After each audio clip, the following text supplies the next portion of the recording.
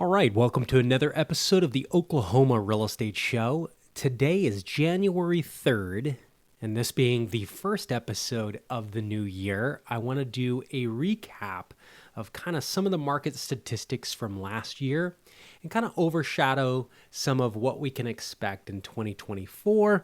But first, I want to emphasize that my style is a little bit different than what you may see on a lot of other YouTube channels and a lot of other realtors and things you run into in the industry. One of which is I'm always looking for the science behind it, right?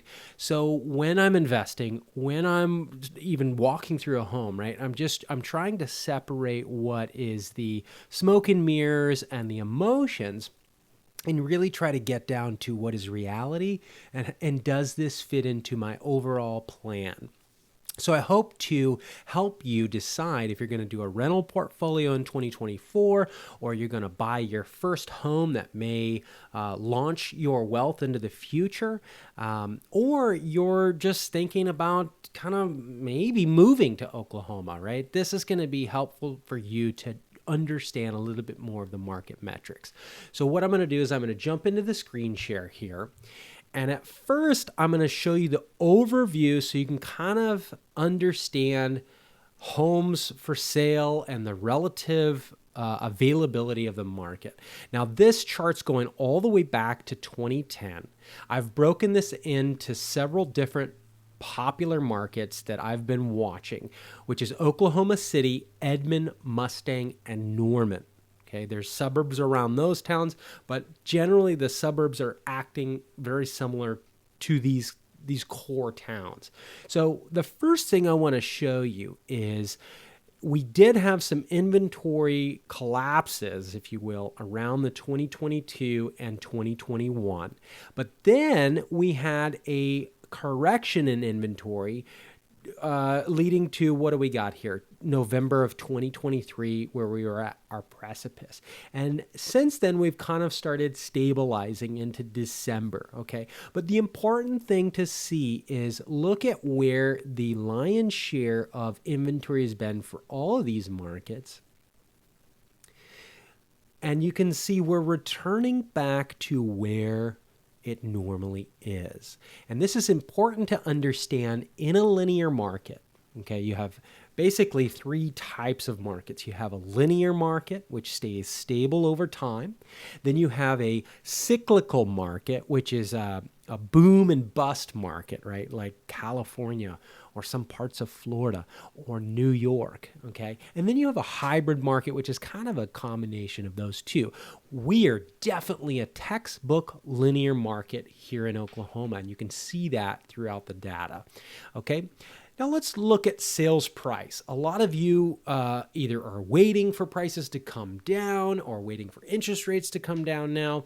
So where do they need to come down? Okay.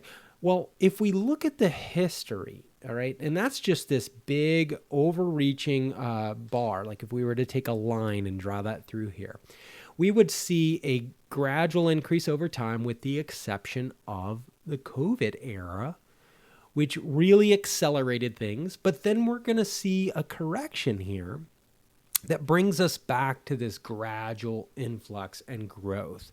All right. And growth, it's important to know that home growth is an extremely important part of American society because home values are the number one asset for all Americans. Like if you look at the largest wealth that American homeowners have, or Americans have, it's in their home. And the White House knows this, right? And the government knows that if you want to protect the wealth of a nation, you have to protect housing. And they will do whatever is necessary to protect housing, including creating regulation to make affordable housing unaffordable, okay? And that's a whole separate video on that, but you can rest assured that the college student coming out next year with all big plans to make housing affordable and come out with a $10,000 3D printed house is not going to happen. Because the impact of that affordable home on the overall picture and direction of the country would be negative, right? And so therefore regulation would be created to prevent that from happening. So we can rest assured that this trend will continue to happen because it has to. Okay, that's important to understand when we're talking about single-family home investing and living in a single-family home. Months supply of inventory. Okay, this is how much inventory is on the shelf at the home store. Okay, and we break it down by how long it's going to take to absorb into the market. Okay, so we are getting closer. We were getting closer to the median, which was about 3 months supply, okay, which one could say is a normal supply. The National Association of Realtors will tell you that's 6 months, but the National Association of Realtors also pulls that data from an era in which Zillow, Trulia, fast internet marketing, Facebook ads was not a thing. Right? So we really don't know the new metrics of where, months on market should be. And I think it really should be 3 months. And just think about that, for example, like 3 months on the market is miserable. I mean, 6 months was insane, but we dealt with it, right? Wasn't uncommon 10 years ago to have 180 days on market, 140 days on market. Now we would our mind would explode. We would think our home is undesirable. What have we done wrong with our life? So 90 days is even pushing it now. I would really say that socially now, in a world of fast 10-second reels and all these different things, that 30 days is really the maximum amount of time that an average market could be without causing duress. And we see that when people hit 45 days on the market, they start to really get nervous. Okay? So looking at this, we see the linear market example of Oklahoma, central Oklahoma, coming in at 3 months on market. We were approaching that, but then we started declining, right? We started coming back down in December, so we'll see how January plays out. If it accelerates for lower days on market, okay? And part of this is because we just had a decrease in interest rates, okay? All right, we're going to get into rental metrics in just a minute, so hang tight with me. Want to look at percent of list price real quick. So this is when you list a property, what percent of that list price are you going to get? For a while, from 2020 all the way to 2022, 24 months, it was unheard of to get a deal below list price. It just didn't show up in the numbers until we hit January of 2023. That's when we started getting the 98%, which was in Norman, which is interesting. Norman had that 98%. The data shows really that median percent of list price hasn't really lowered, but I think we're seeing folks listing more appropriately where they should. So in other words, unless the list price is going above where it's listed, really the data is not going to support subtle price changes like it was in 2019.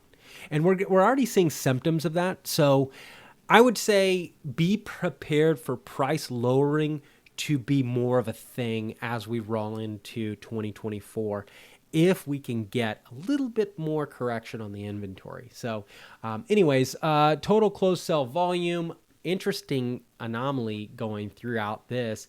We really are, I mean, if you look at this overall closed sales, you really can't see much of a variation. It looks unchanged over time. This is the cycles of the summer and the winter. And so that's an important thing to understand is that, again, linear market investing, median days on market, getting back closer. Looks like Mustang's taken the lead on days on market between these sample cities. Edmond, 22 days on market. Mustang, 35 days on market. Oklahoma City, 16 days on market in December. Norman, 17 days on market. Okay, again, all of that happening less than 30 days. Amount of showings to pendings. How many showings are you expecting to get before going pending? Oklahoma City, 9 coming out of December. Edmond, 10. Mustang, 7. Norman, 9, with our total shows per listing 4 and 3. Not sure why it's not showing me the other. Here we go. Oklahoma City 4, Edmond 3, Mustang 4, Norman 4. So if you're getting more than 4 showings on your listing, you're most likely gonna go pending. Okay, that's really gonna show you right now going into the 2024. You need to be having more than 4 showings. If you don't, if you're stopped at that 4, mathematically you're overpriced already. That's telling you you're overpriced, and really that happens at that 14-day window as we start to approach that average days on market. So run that price at 2 weeks. After 2 weeks, the data is going to tell you, are you overpriced? Well, how many showings have you gotten? Okay, this is assuming that you're doing all standard marketing stuff. Let's jump into rentals. I want to start with Zillow, and the reason why I'm starting with Zillow is one of the number one sources for rental property as a renter in central Oklahoma. And the reason why is because unlike markets like Houston, Texas, where I'm originally from, that's where I kind of started real estate, realtors actually participate in renting properties. Atlanta, similar to that, or New York, or a realtor. You can call up a realtor and say, hey, I'm looking for a home for rent. Can you help me? And they'll tour the home. Oklahoma, that doesn't work that way. Okay, the property management companies list, and then you contact the property management company direct, and that's how it's always been here so far. So therefore, places like Zillow really shine and work right, which means their numbers are probably pretty accurate. So as we look into their overall Oklahoma City rental market updated December 31st, 2023, their median rent for Oklahoma City, which is a 640 square mile footprint. It's a very large landmass, which is really important when you're looking at data and trying to make interpretations. You got to understand how much space we're really talking about here. But its median rent is $12.95. Okay. Important things I'm noticing is a decrease of $46 from January of last year to this year in median rent price. A $46 reduction. And at the same time that the median rental reduction, we had an increase in Section 8 housing voucher payout amount. Okay, like $100, 10% increase in some cases. Well, just less than 10%. But it went up, right? Whereas the median rent was going down. So interesting thing, and that's probably because the government was kind of delayed in their action. But let's look at this. So rent decreasing $46 on Zillow Marketplace with the median rent at $12.95. However, where does the median rent come from, right? Well, it typically comes from the household income, which according to this United States Census Bureau, which who the hell knows how accurate this thing is going to be, because this was done in 2020 and a lot of people didn't fill this census out. It was a wild time, as you remember. And people were moving around different states and all this. But the household median income that they came up with was $56,000 for an Oklahoma City family. So if I take 56,000, you can see on the calculator here, 456, and I divide that by 12, okay? That gives me $4,704 per month and 66 cents. Now, traditional protection metrics to prevent your rental from your tenant from defaulting is you want them to spend less than 30% or less of their income on their rent. That gives them enough space left over for utilities, for life's unforeseen circumstances, food, all these other expenses that we have. So let's divide that by 3, and that gives us a number of $1,568. Okay. Now, if I go to our system that we use, which is Renometer, okay, that's giving for a 3-bedroom in Oklahoma City over the last 18 months, an average rent of $1,471. Now, if I go to just looking at the last 12 months, I get $1,459, which is an increase. Okay. So what's the truth here? Well, I think what we're really seeing is a resurgence in a lot of people who were going to buy or, who had planned to buy, who are now deciding to rent. And what I've noticed with the applications we're seeing, and we manage about 50 properties right now, and if you'd like me to manage your property, you can click the link below and we'll talk about your portfolio. We have great rates. I do everything the right way that I feel should be done. But what I've seen is a lot of people that were going to buy, they no longer are buying and they're going back to renting, and they're very picky now. Okay. Cosmetics are really, really important because they've kind of resigned to this idea that it might be a little while before I'm able to buy again. Okay. And they're typically paying more than they've ever paid before to rent, right? Because a lot of them, what I've noticed, especially in the winter months, they have a property that they're renting, and they've been renting for 3-4 years. They're now on month to month, which means that they're kind of casually searching online on Zillow and Trulia and maybe OKCreal.com, and they're looking to see, well, what's available, right? They don't have to move, but they got this month to month lease, which means they could move at any time, right? So they're very picky. They're typically a desirable applicant, though, because they've got some good, they've got residence history and and they were going to buy, which means their credit's probably squared away.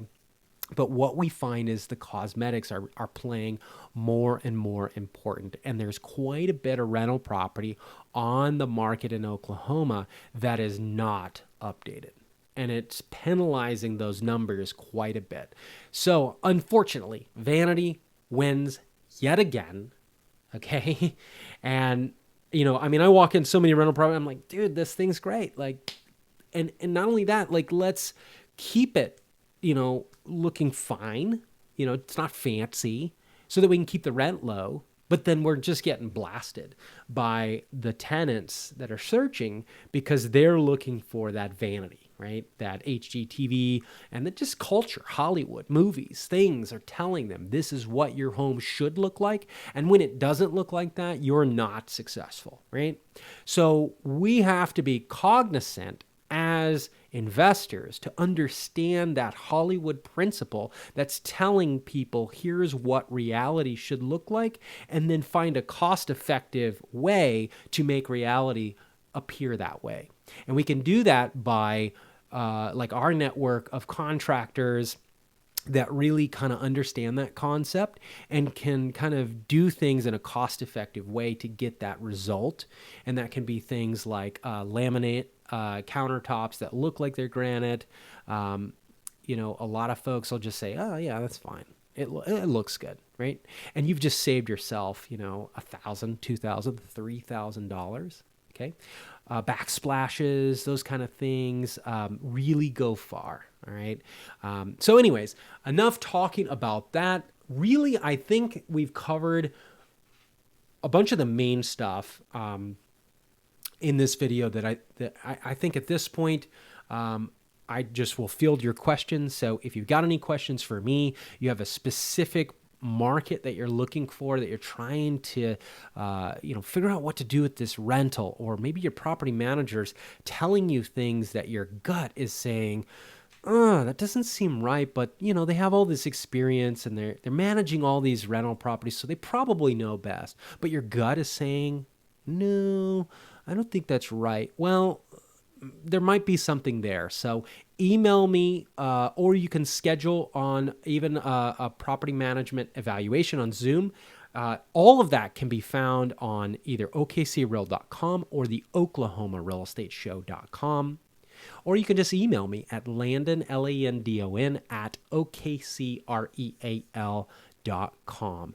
Have a wonderful new year, and I'm going to keep making videos like this. Why? Because I really appreciate these videos, and I hope you do too.